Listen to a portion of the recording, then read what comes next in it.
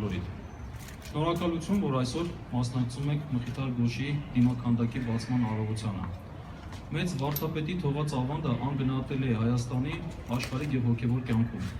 Մխիթար Գոշը աչքի է ընկել միջնադարյան աշխարհին դեռևս անհայտ բարոյականության ժամանակակից եւ նոր լուծումներ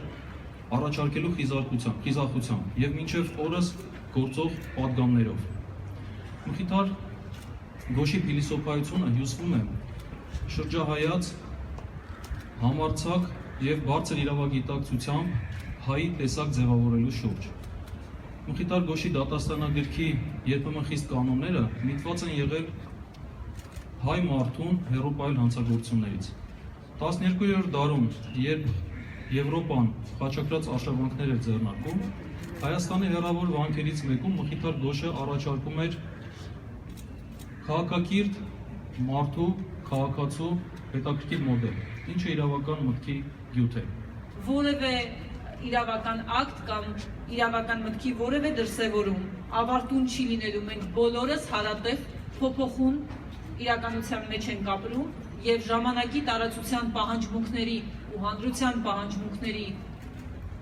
ներքո պիտի կարողանանք փոփոխել մեր իրականությունը իրավական մտքի, իրավական ակտերի շնորհիվ։ Եվ խոսքս ուզում եմ ավարտել ու ասել, որ մեր գործունեության ընթացքում մենք պիտի հետևենք Գոշի այն մտքին,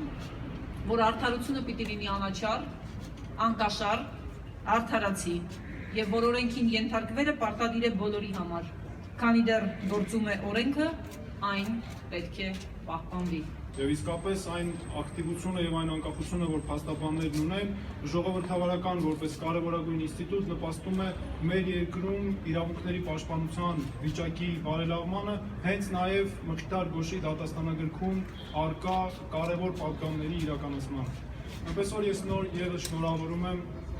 հարգելի պարոն Զոհրաբյան, ձեզ այս կապակցությամբ, սիրելի փաստաբաններ, եւ կարծում եմ այս կարևոր նախաձեռնությունը պետք է ունենա շարունակականություն այն իմաստով, որ